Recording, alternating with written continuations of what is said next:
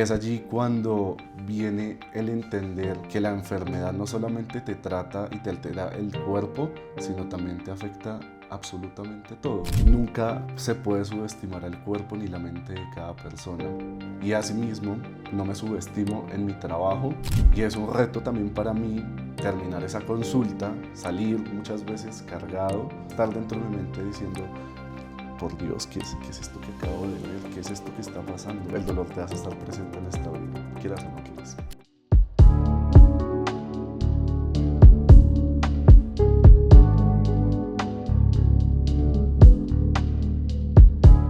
Bienvenidos y bienvenidas a Con Mil Cosas. Hoy vamos a hablar entre esa conexión cuando una persona está vulnerable y necesita ayuda. La conexión y la confianza que se crea entre terapeuta y paciente. Y para ese tema me acompaña Andrés Zambrano. Andrés, bienvenido. Hola Yadi, un gusto. Bueno, Andrés, cuéntame, ¿cómo tú creas esa confianza con el paciente? Bueno, lo más importante que he aprendido en el transcurso de mi vida es la empatía con respecto a las situaciones que esté transcurriendo cada persona. Em, no sé si decir afortunado o desafortunadamente en mi vida he tenido que tener varias afectaciones físicas y por lo tanto cada vez que conozco un paciente nuevo puedo llegar a entender cómo se siente. Cada vez que tú encuentras y el paciente te encuentra a ti, tienes la oportunidad de conocer un mundo nuevo y enseñarle a alguien algo nuevo.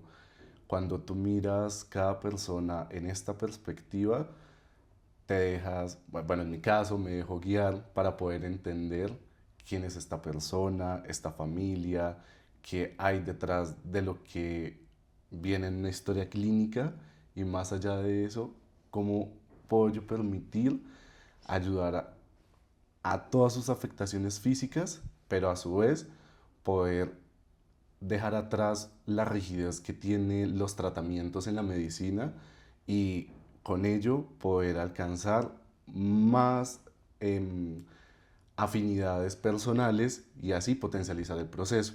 Cuando tú tienes tantas barreras entre una persona u otra, tú siempre vas a tener un respeto de por medio, pero también a su vez vas a limitar tu tratamiento. Si la persona te comienza a contar a ti más allá de lo que siente físicamente, por lo cual consultas, tienes un sinfín de posibilidades para tratar a través de ello.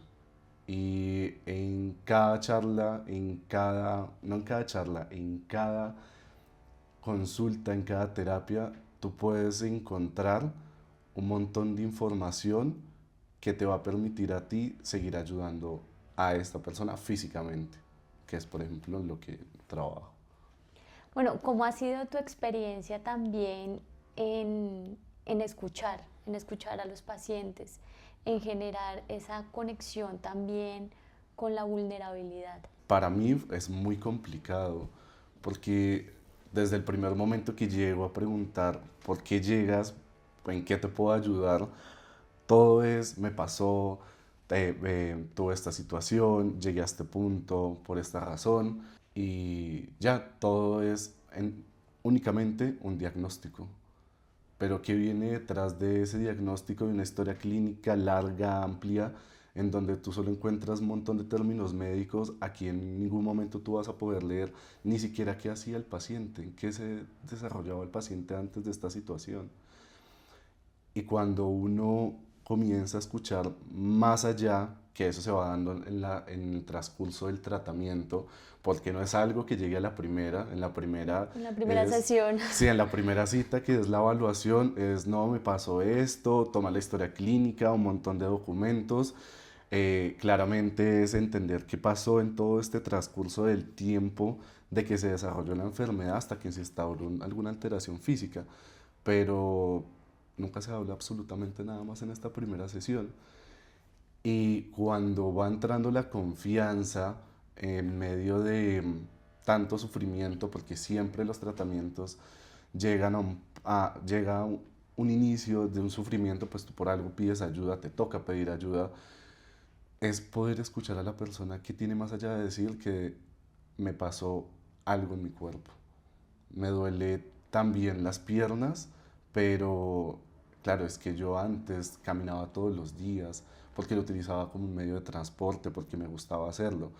Y es allí cuando viene el entender que la enfermedad no solamente te trata y te altera el cuerpo, sino también te afecta absolutamente todo.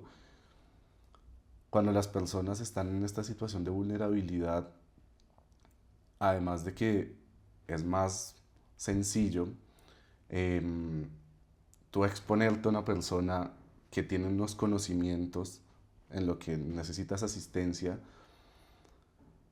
tú esperas que esa persona solo te pueda ayudar justamente para lo cual lo estás contratando, para lo cual sabes que te puede ayudar. Y allí se pierde también la sensibilidad de la humanidad, porque entonces yo tengo esta profesión, yo sé hacer esto, y tú tienes esta alteración y yo solo te puedo ayudar para esto. Pero ¿y dónde está el resto de las situaciones que puede llegar a tener una persona, como la relacionarse en la familia, el querer hacerse un café, solamente el hecho de voltearse en su cama solo? Cuando tú puedes escuchar esas dolencias, en mi caso lo que yo hago es transportar todo esto a las necesidades del paciente. Claro, la necesidad más grande del paciente tiene los objetivos muy amplios desde el del campo terapéutico, pero los objetivos del paciente, ¿quién los escucha? Es ahí la importancia de que en cada sesión puedas permitirle al paciente comunicarse y poder leerlo, porque no todas las alteraciones te permiten a ti una comunicación verbal tan sencilla. Ahí es más duro y es un reto supremamente amplio cuando la persona no se verbaliza. Y cuando no verbalizas, pero te quiere comunicar algo, es como, yo puedo hacer cualquier cosa y puedo violentar a mi paciente. ¿Cómo ha sido también esa experiencia tuya con relación al tema de llegar y ver un paciente que pues está en la cama? Digamos que cómo actúas tú, digamos que internamente. Wow. Mm, Cada vez que conozco una persona que está en una condición de movilidad absoluta y requiere asistencia física tan amplia, em, uno es un reto y me siento orgulloso de decir, "Ah, vamos a pararnos de esta cama". Poder transmitir esa seguridad a mi perspectiva es fundamental, porque si tú llegas inseguro a decirle al paciente, es que de pronto no te puedas parar, va a ser muy complicado que el paciente también crea en ti. Y si tú no crees en el cuerpo físico, vale, tengamos presente que pues hay muchas alteraciones que puedan que no permitan volver a poner de pie, pero nunca se puede subestimar al cuerpo ni la mente de cada persona. Y asimismo, no me subestimo en mi trabajo.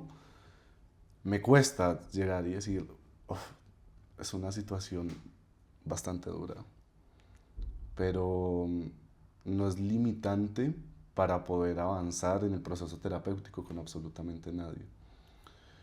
Em,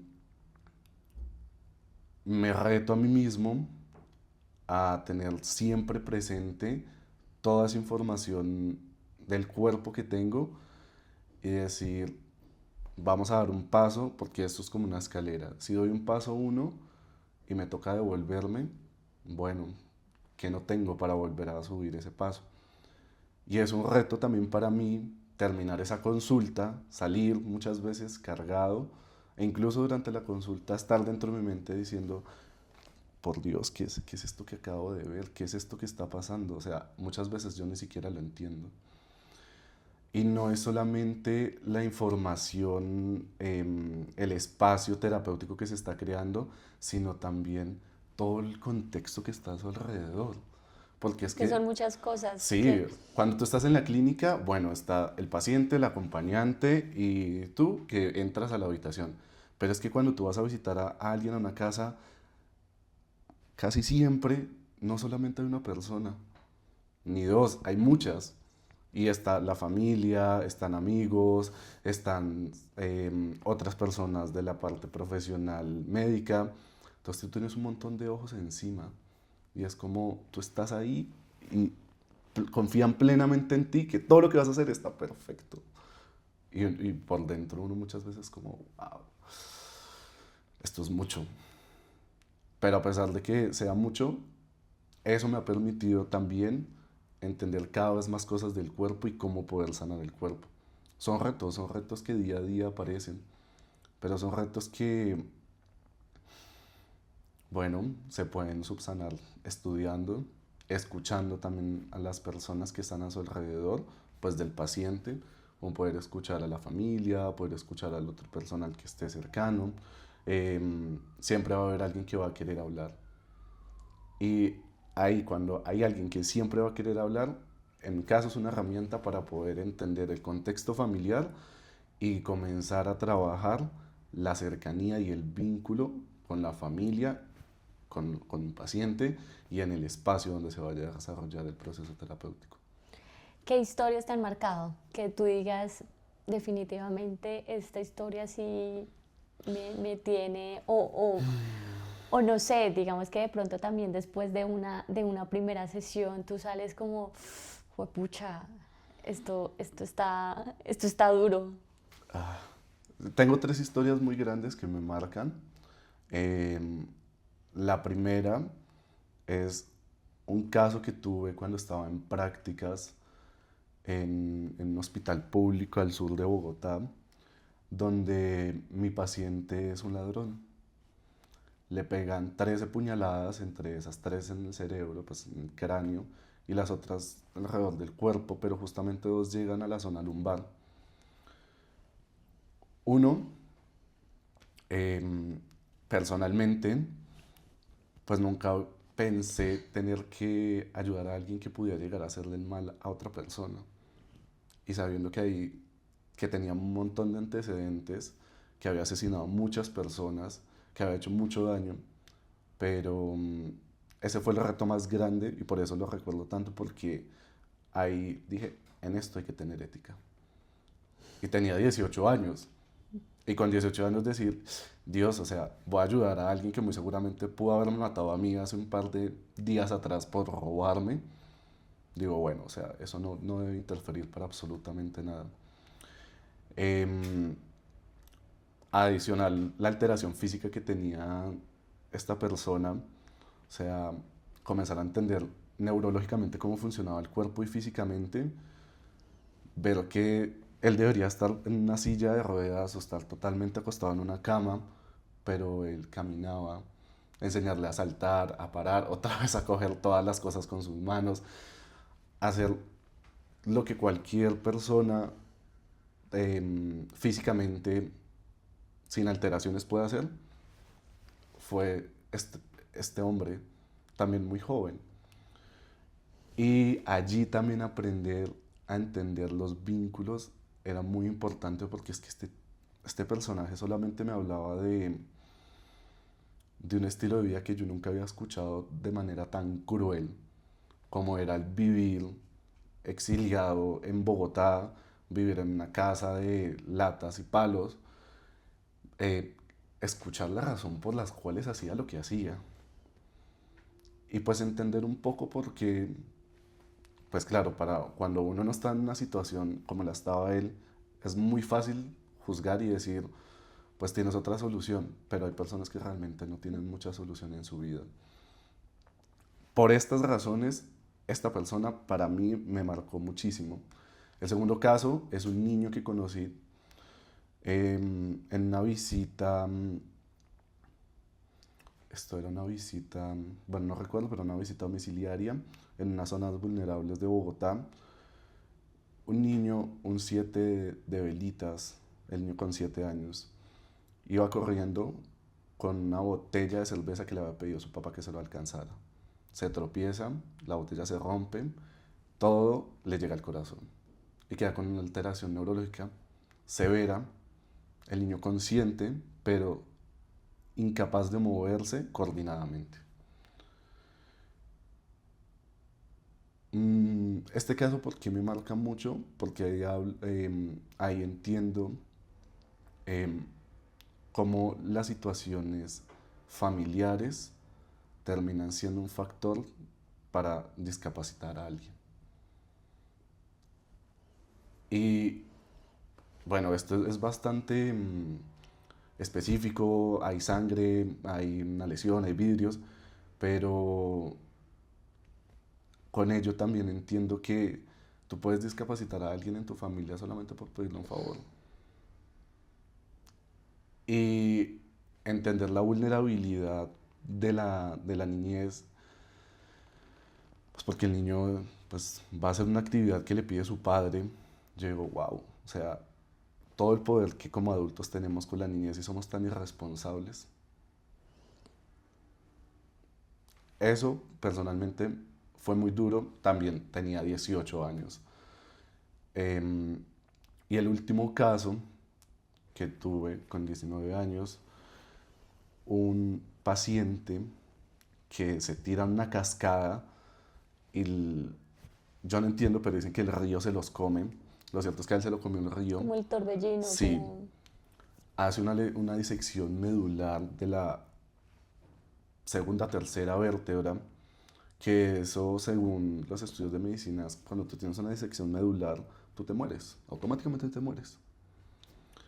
Conocer a esta persona totalmente postrada en cama, llevan 3 años con una traqueostomía, donde no tenía ningún tipo de actividad motora voluntaria, y empezar un plan de tratamiento en 2 meses y lograr hacer decanulación, o sea, retirar la traqueostomía, que él volviera a sentarse, pararse, caminar, comer. Wow, ahí me sorprendió mucho todo lo que había estudiado y dije, la ciencia y la medicina nada más es una herramienta. Uno nunca puede subestimar absolutamente ningún proceso terapéutico. Cuando a esta persona ya le habían dicho que se iba a morir y que nunca más en su vida puede hacer nada. Y él actualmente camina, dejó de caminar porque le costó, porque no pudo continuar con un proceso terapéutico, pero digo, hay cosas increíbles como esos. Y así conozco muchos casos, pero particularmente estos tres. Con relación, por ejemplo, al primer caso, ahí, claro, cada persona tiene una historia totalmente diferente, pero esta historia también te enseñó cómo empatizar, no a justificar el por qué hacía estas actividades este chico, pero sí a comprender un poco la situación. O sea, no justificar, pero sí comprender y sí entender que digamos que no todas las personas tenemos las mismas condiciones, por ejemplo, de un hogar, de un trabajo, de estudiar o simplemente también de unos padres o de alguien que le dé algún consejo, porque pues también eso también va mucho enlazado en que, no sé, si se encontró a unos compañeros, unos amigos que le dijo, no, eso para qué va a estudiar, vámonos más bien por este lado que vamos a encontrar plata más fácil, o bueno, infinidad de cosas. Pero ¿cómo fue ese proceso también tuyo de entender y comprender también esa situación? Lo que te estaba diciendo, no justificarla, pero sí entenderla. En esa época de la vida era muy complejo sí, pues es que uno de adolescente con 18 años, Bueno, también estabas muy joven, muy chiquito, pero es también es siendo, ver cómo también esa realidad, o sea, como, uy, Dios, esto sí, esto pasa también. sí, encarar esa realidad y, y decir, bueno, ¿yo cómo hago para poder comprender y no ser violento con él? Porque igual también una de las primeras cosas que me dice mi profesora, me dice, hay que tener cuidado. Tú le puedes decir algo ahí y él te puede matar. O sea, tú no vas a entrar con cosas al consultorio que te puedan violentar. Y yo dentro de mí decía, pero ¿y entonces cómo trabajo? O sea, con cualquier cosa este tipo me puede matar. Pero pues no puedo entrar entonces con miedo. Él va a terminar oliéndome mi miedo y atacándome. Lo primero que yo hago es dejar aparte mm, todo, todos mis pensamientos, mi construcción mental que tenía de acuerdo a mis experiencias de vida y decir, si él me pregunta a mí algo, yo no le voy a contestar sobre esto. O sea, un límite muy personal también decir, yo no le voy a contar sobre mi vida. Permitirle a él que hablara todo desde el cuerpo, como qué siente, qué va pasando ahí. Y en ese transcurso, dejar el que quería decir. Siempre en todas las sesiones terapéuticas, alguien tiene algo para decir, ya sea el paciente o ya sea uno como profesional. Y comenzar a permitir eso, a escuchar a las personas de lo que quisiera hablar. Me acuerdo tanto que me dice, pero usted sí sabe por qué me pasó esto a mí. Y yo le dije, fue en una riña. Y él me dijo, ja, papá, una riña. Es que me iba a pelar a esos. Y yo, pero ¿qué estaba pasando? Yo, como el Ya chismecito, a sé, ver, ya cuéntame el empieza chismecito. la curiosidad. Sí, y él comienza a decir un montón de cosas y yo digo, wow, o sea, pues muy teso también el tipo porque tenía un prestigio social dentro de su círculo social, él es muy respetado. Y decir, yo a la final vengo acá es porque yo no me la voy a dejar montar por otros. Y yo digo, bueno, A la terapia. Se sí, estaba haciendo sus terapias. él decía, yo no voy a dejar que nadie me vuelva a hacer algo así. Porque es que y comenzaba a hablar y a hablar. Y yo lo escuchaba y yo dejaba que él se expresara.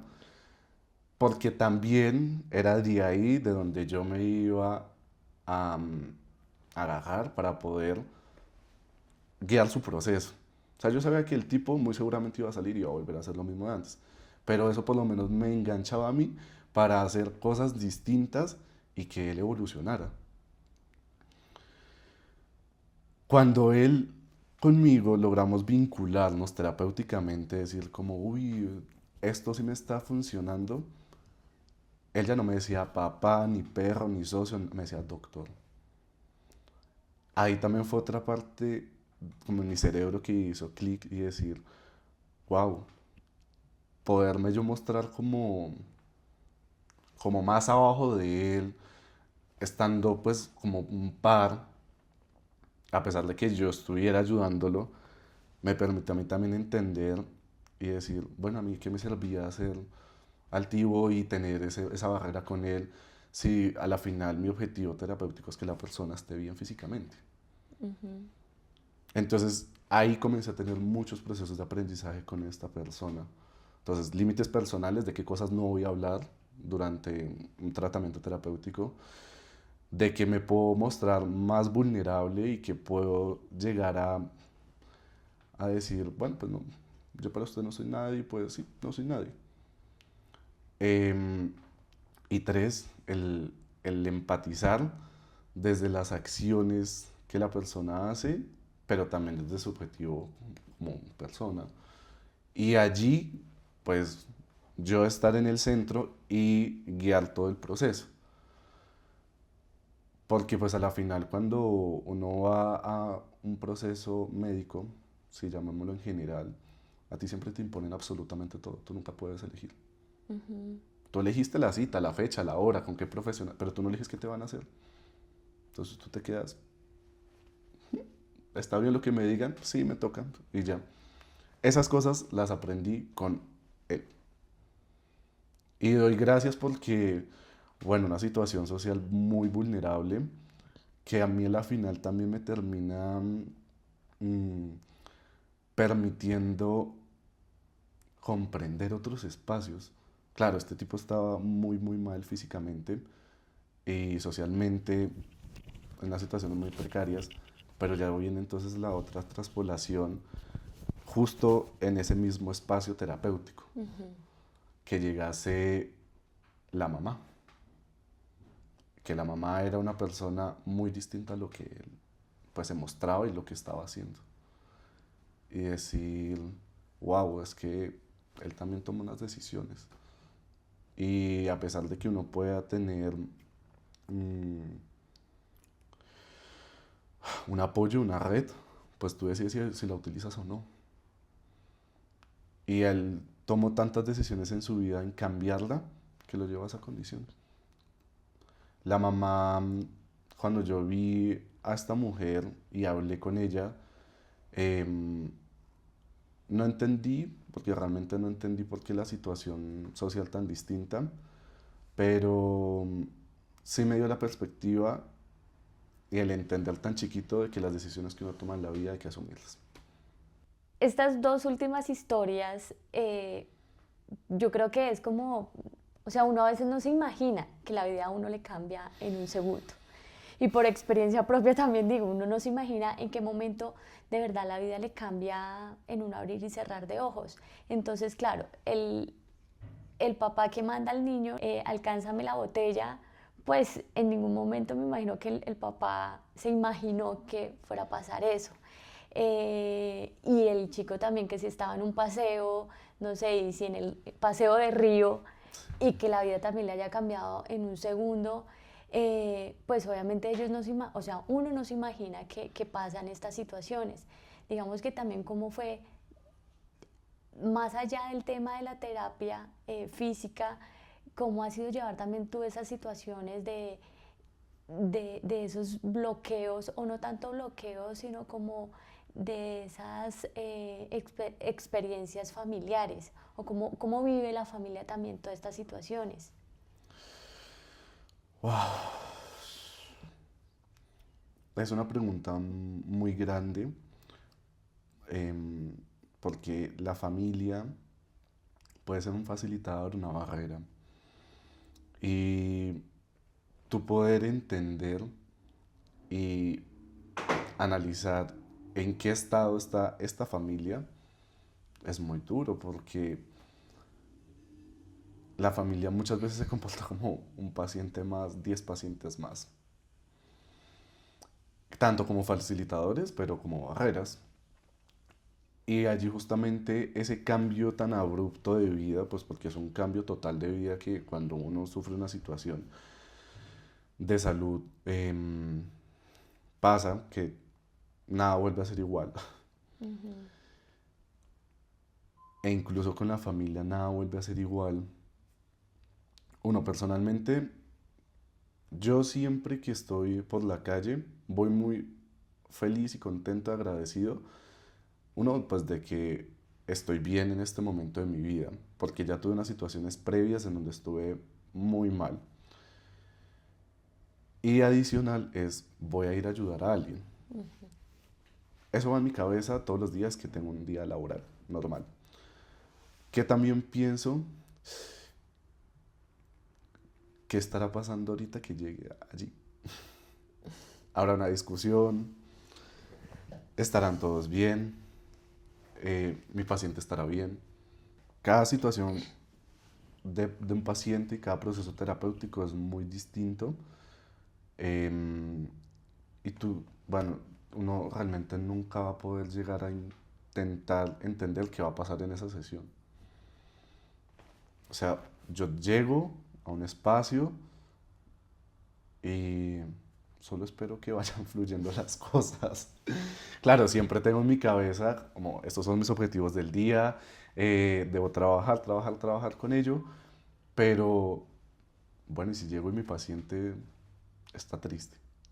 Es que son muchos factores que influyen, ¿no? O sea, el tema familiar, el tema emocional, pues porque nadie también se imagina lo que estaba diciendo hace un momento, pues la vida le cambia en un segundo, entonces nadie se imagina estar en una cama, no poder caminar, no poder moverse, entonces, y también pues el tema, la familia también, o sea, le cambia como al círculo también, tanto a la persona como al círculo cercano.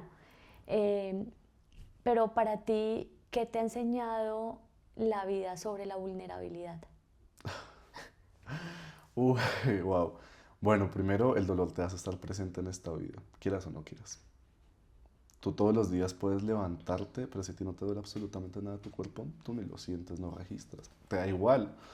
Pero a ti te duele algo y lo sientes eterno, ese dolor no se va y es que lo tengo todo el día. Eso primordialmente. Yo he aprendido que el dolor te conecta sí o sí con tu cuerpo. Bueno, y tú ya después decides cómo lo gestionas, cómo lo trabajas. Y hay una frase que repito mucho y es, de la vulnerabilidad se forman vínculos y espacios. Y no solamente en procesos terapéuticos, sino también en procesos personales. Cuando tú te muestras vulnerable a una persona, la persona también te puede leer un poco mejor. Y con ello tú aprendes a ser un poco más empático, un poco más consciente, más respetuoso, más responsable. Em, la vulnerabilidad la asocio mucho con este libro de los cuatro acuerdos. Ujú. Y bueno, es que eso deberíamos hacerlo siempre. Todos estamos vulnerables todo el tiempo. O sea, podemos estar aquí sentados en esta silla justamente y se le da por partirse la pata a la silla. Bueno, yo puedo generar un trauma craneoencefálico. O sea, el cuerpo ya en sí es vulnerable, el ser humano es Ujú. vulnerable, tú cambias absolutamente siempre y ser consciente de que todos estamos en una situación vulnerable, yendo en la calle, en el transporte, también te permite estar un poco aislado. ¿Por qué aislado? Yo me aíslo es por el hecho también de gestionar tantas cosas al tiempo, o sea, mi vida personal, académica, económica, todo lo que tenga que ver, todo mi ser como persona y también todos los mundos que tengo a mi alrededor para transitar físicamente y evolucionar físicamente a cada uno de ellos. Digo, wow, yo ya no soporto, por ejemplo, ir por la calle y todo el tiempo permitiendo que cualquier persona pueda llegar a ser vulnerable conmigo. Y me pasa, sí, también me pasa que me puedo llegar a subir a un bus y la persona que está al lado quiere hablar y se pone a llorar. O sea, digo, bueno, gracias vida por la capacidad de escuchar, pero yo también debo tener mi espacio para mí mismo. Y también a respetar la vulnerabilidad del otro, decir como, bueno, tú eres vulnerable, pero pues amigo, amiga, haz otra cosa distinta que puedas llegar a gestionar tantas cosas que tienes, porque no estamos en un mundo donde todas las personas tengan la capacidad de respetar tu vulnerabilidad y hay muchos que se aprovechan para ello. Ujú. Entonces también es una situación muy compleja porque hay personas que son demasiadamente sensibles y realmente es que no pueden, o sea, no logran, Ujú. pero esas situaciones de vulnerabilidad, claro, tú puedes expresarte, tú puedes entender, percibir, pero en este mundo es muy complicado, es muy complejo. A Que a veces la también final, nos cuesta ser humanos. sí, bastantes. Y la humanidad en los procesos terapéuticos médicos se ha perdido un montón. Porque justamente hablaba de esto hace poco con una paciente y en el momento de que uno estudia algo de la salud, a uno le van diciendo poco a poquito, o sea, el paciente está allá y usted está acá. Y yo, Ujú. cuidadito, usted va a pasar esa delgada línea. Bueno, sí, uno tiene que ser muy respetuoso, pero Pero es importante profesionalmente generar esa conexión. es muy importante. Y esto justamente me lo decía una paciente adulta mayor, 93 años, me decía, es que ya los médicos, ni los terapeutas, ni nadie quiere tener contacto con el paciente. Y yo le decía, claro, pero es que también estamos sobresaturados con este sistema que nos manda todo tan rápido, porque como es un consumismo excesivo médico, entonces tú atiendes, atiendes, atiendes, atiendes y trabajas y después como tú procesas, si quieres procesar y si puedes Ujú. procesar. Pero es que tampoco nos da, o sea, la vida no nos da todo el exceso que tenemos que vivir y la humanidad se termina perdiendo porque, yo ya vine, hice y chao. Y hasta ahí llegó el proceso y lo que pude hacer bien y si no, pues también. ¿Dónde quedó la vulnerabilidad del paciente? Ujú. ¿Dónde quedó la confianza que te depositaron? ¿Dónde quedó el respeto que el paciente también te dio? Que a la final termina también siendo estos procesos muy complicados de cerrarlos, porque, bueno, en mi caso termino haciendo tanto vínculo con mis pacientes, con las familias, que es como, ya necesitamos dejarnos. O sea, lo siento, vamos a cortarlo. pero no, porque no.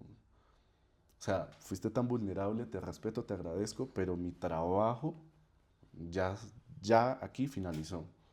Y eso no significa que no haya honrado lo que yo hice y lo que tú hiciste conmigo, porque en cada proceso aprendo un montón con cada persona, con cada familia, pero es decir, wow, ser tan vulnerable también me afecta a mí en decir, hasta aquí debe haber un límite, y este límite se debe mantener muy, muy claro para no alterar absolutamente nada, ni de manera bilateral, pues Ujú. porque puede pasar.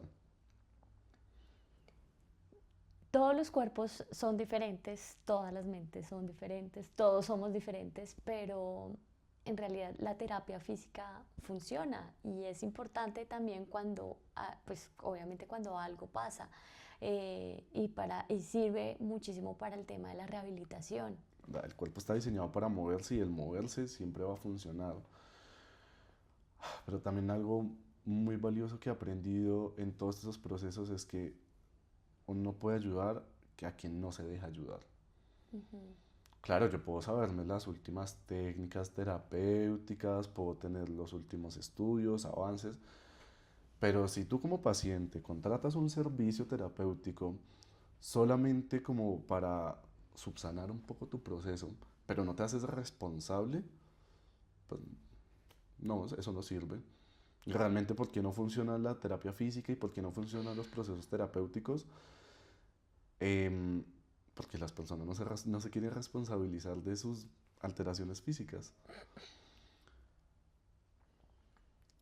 Siempre se espera que en un proceso terapéutico hayan muchas cantidades de sesiones, mucho tiempo de por medio, pero no, aquí solamente depende del paciente.